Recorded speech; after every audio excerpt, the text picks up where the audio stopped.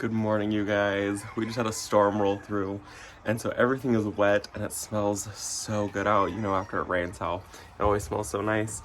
But it's a sunny day today, and there's a couple clouds in the sky. It looks like maybe another storm is gonna roll up, but they're like way over to the west. They're way over to the west. We're gonna go get coffee though.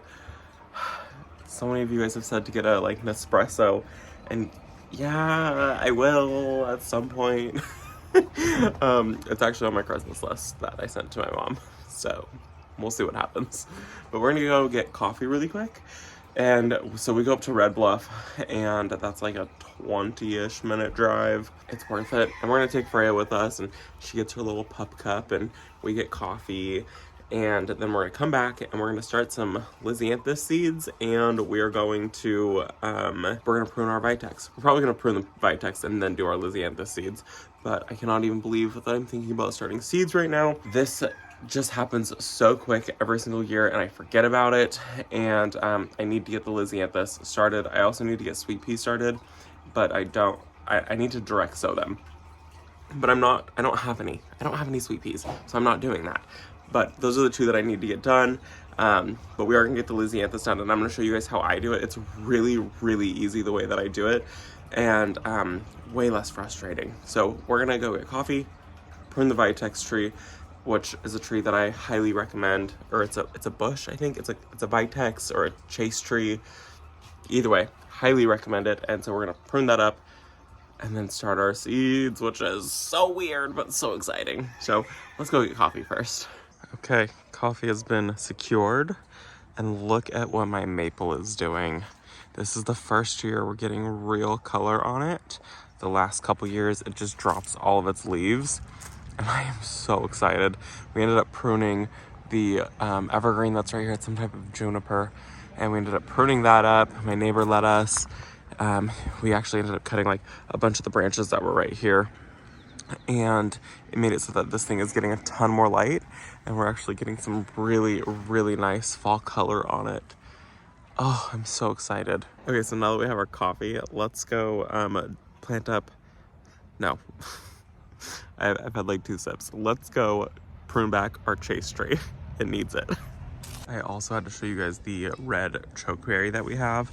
The fall color is so pretty, and we even have some berries on it. Let me see if I can zoom in.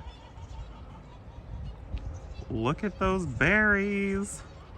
They're so pretty, especially up against the black fence. I have been loving this chokeberry, and unfortunately it's gonna have to get transplanted. This is one thing that I am going to keep. I love it in the garden. It's actually really pretty in the springtime, and it's got really pretty green leaves, and the stems on it are kind of like a black color, and those red berries are so gorgeous, and it gets little flowers, and the roosters are going crazy. Oh, but it looks so pretty. I'm so glad we have some real fall color in the garden this year. I mean, like, look at this yellow on this. Is it a rhododendron? I can't remember. I don't love this plant, but the fall color is really pretty. And it might be an azalea. I don't know. Either way, I don't love azaleas or rhododendrons, so I didn't care to learn who she was. But the fall color that it provides is so pretty, and the red on the chokeberry. And then we have no fall color anywhere else. This is turning into more of a garden tour right now. But look, my Queen of Sweden is blooming. She's such a pretty rose. She doesn't have much smell, but I love that the blooms face upward. So when you walk up to it, you can see the blooms facing you. They don't like hang down. Really pretty. Oh, there's a ladybug on it. Oh, look at the little ladybug taking a little nap on my Queen of Sweden. Okay, so this is the Vitex. I also have a couple birch trees tucked behind it, and this thing is turned into a shrub. Vitex bloom on new wood, so they do need to be pruned back. You can do it in the fall. That's when I'm gonna do it.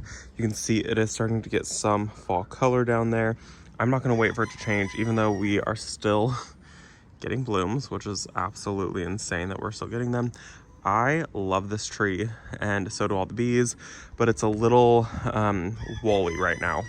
So I'm gonna come in and I'm gonna clean up all the bottom and I'm gonna prune it, and I'm probably gonna keep some of these and see if I can train probably like 2. I'm gonna try to keep this one, that one, and maybe one more somewhere in here, and have 3 of them come up and be the leaders.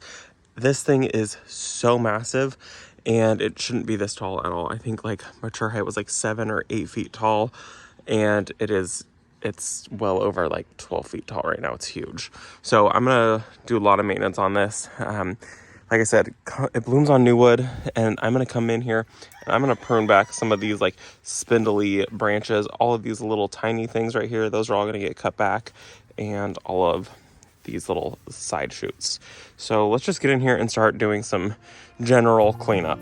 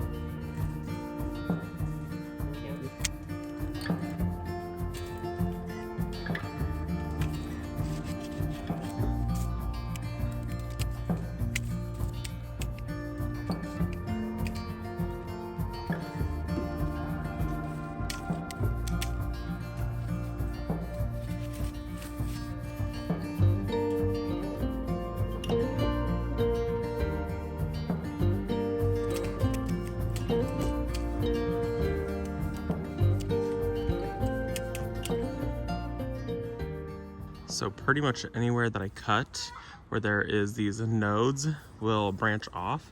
So I could cut right here and I'll get 2 new branches, or I could cut right here and I'll get 2 new branches, but I want to go back to where it's a little bit thicker. And so I'm going to cut here, and then I'm also going to cut these guys off, and then these guys will branch out also. So we're just going to go ahead and we're going to just snip that like so. And then I can see that there's a leaf node right there and a bud node right there. So we're gonna come in and we're gonna cut this guy there, and we're gonna cut this guy there. This should be nice and healthy, and this will continue to branch out, and then back here will also continue to branch out.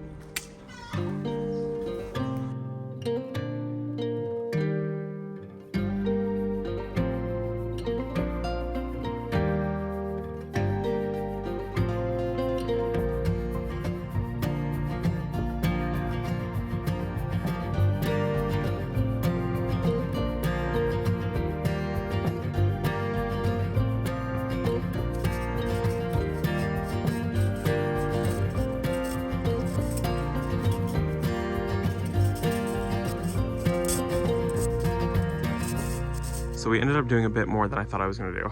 You can see the entire thing now. I also ended up cleaning up some of this over here. I need to put that brick back. Cleaned everything there. I cleaned up some of the plants that were here. Right here I have a peony.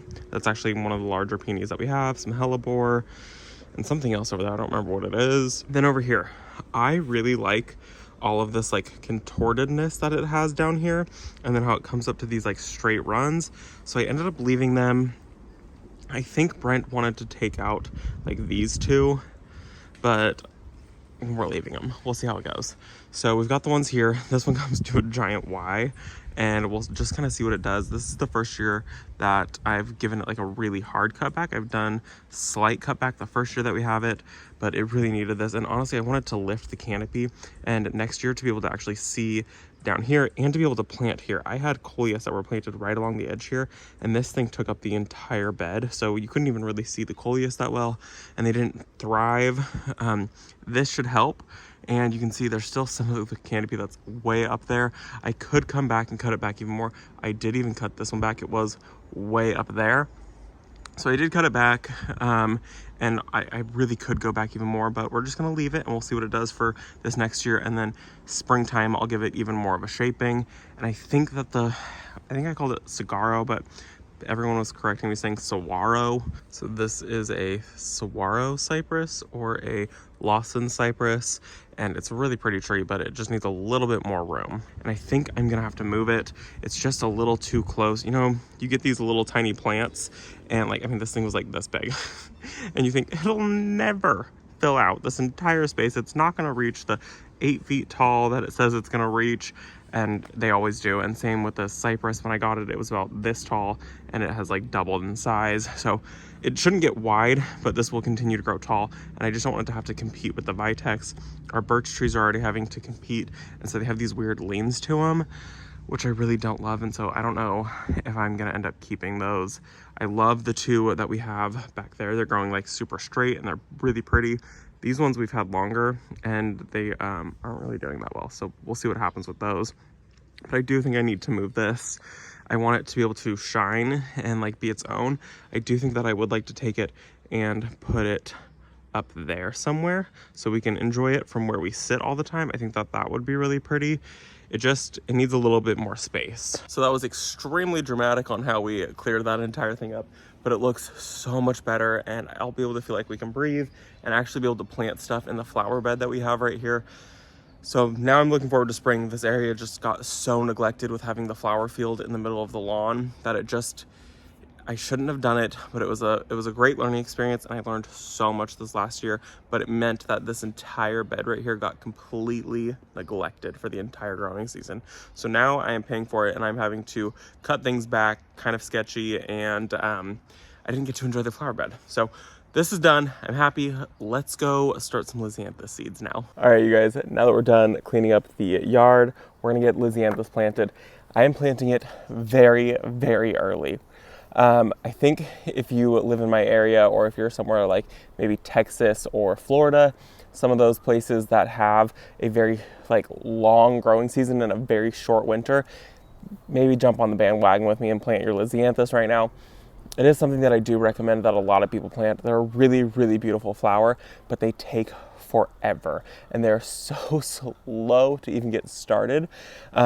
Last year I started mine around Christmas time, and honestly, I should have started it now. And so it is middle of November, and we're starting these. It feels so weird to be starting flowers for next year in November. This is like the earliest I've ever started anything, but all we're starting right now is our Lisianthus. I might come back out later tonight and start some sweet peas, but we'll see. So what I'm gonna do is I have 2 of these trays right here. These are just super cheap little plastic ones that I picked up, I think from Home Depot, and I have 2 of them. And what I'm gonna do is, one of these is gonna be my tray to catch, and the other one, I'm gonna drill some holes in it, and I'm gonna place it in there. So it's basically like a cell count tray, just like this. These are the ones that I use from Bootstrap Farmer, and I love them. You can see right through them. It's got like a wide enough hole that you can like put your finger in there and pop your seedling out. And then I have a like tray. So I'm basically creating my own. And what I do with my Lisianthus is I grow them in this entire tray, and then I will transplant them into the cells after they grow. So I'm gonna just pop some holes really quick into this. I'm sure they make little tiny ones, but I don't have time for that.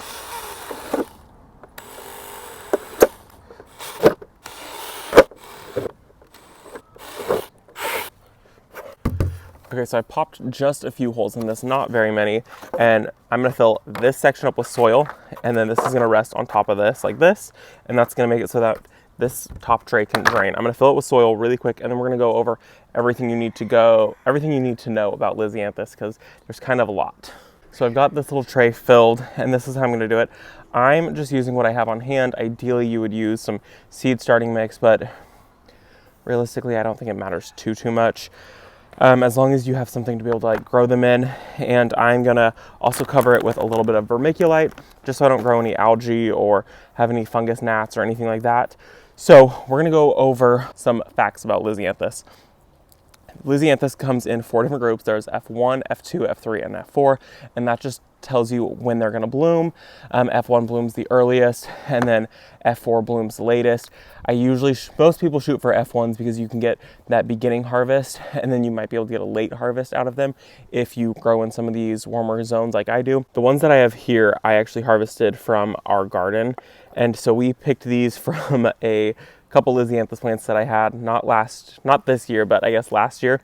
And so I don't know the variety of them because they cross-pollinate. And so I ended up seeding these I grew them last year.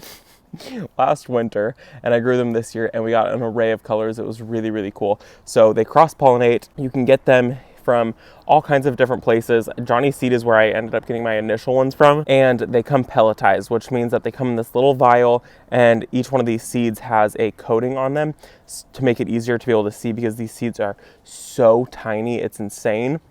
If you can see the difference between the pumpkin seed right here and this right here, on my tip of my finger is a Lisianthus seed. It is the tiniest little dot, so huge difference in size. So there's actually 2 of them on my fingertip there, and they're so incredibly tiny. Why that's important to know, though, is because pumpkin seeds are full of all of these like carbohydrates. So are large seeds like sunflowers, squashes, zucchini. All of those are full of all these carbohydrates, meaning that this seed is able to go into the soil and it's able to just erupt with life and immediately start putting on root growth and immediately start putting on all of its upper foliar growth, where the Lisianthus uses all of its carbohydrates in order to put on just the tiniest amount of root growth and the tiniest amount of upward growth. You'll see the 2 tiniest little specks of leaves. They will be smaller than the seed itself. They're the tiniest little baby seedlings, and it uses all of its energy to do that. And then it needs a moment to just rest and recover. It exerted itself to the very end. So it needs a moment to rest and recover, and it's going to stay that same tiny size for about 6 weeks. So they stay so incredibly small for the longest time. So I don't like to use a 72 cell count tray, or, I mean, if, I'm putting 1 seed per cell, I would have, 3 of these. Or I could grow them all in this little tiny vessel right here and take up a fraction of the space, like 1/6 of the space. If I'm growing 3 of these, I mean, this is half of it, and I'll be able to grow as many as I want in half that size. So what I like to do is I like to take my seeds very easily and I just sprinkle them along the top of the soil here. And you can't even see it. They're so incredibly tiny. And they're gonna grow very close together. I have a couple, I probably have about 1,500 seeds in this little container right here. And so I'm gonna just continue to sprinkle these along. I'm growing way more Lisianthus than I could ever use in my entire life. And because I harvested these, like I said, I'm not gonna know the variety of them. They'll actually pretty much all be brand new varieties of Lisianthus. I still have enough in this little container to grow for probably 2 more years. This was harvested from, I think, 3 plants. And it did this year's Lisianthus, and it's doing next year's Lisianthus, and I could probably get 2 more years. So I have these here. Lisianthus requires light to germinate, so that's why you don't want to bury them. You just leave them on the soil. What we are going to do to prevent any fungus gnats or any mold, or when I do water them, to prevent them from shifting down into the soil, I'm going to just go in very lightly with a little bit of vermiculite. So the light should still be able to reach through this down into the plants. I'm just going very thin layer on top of this. And once I see these grow, then I'm going to go ahead and I'm going to put in a thick layer of this vermiculite, and that's going to help retain moisture. It's going to help keep them so that they are nice and safe and so they don't dislodge while they grow. These are going to go inside our house. They like to be kept at about 70 degrees temperature, which is perfect because we keep our house about 72. So 70 to 75 is absolutely perfect.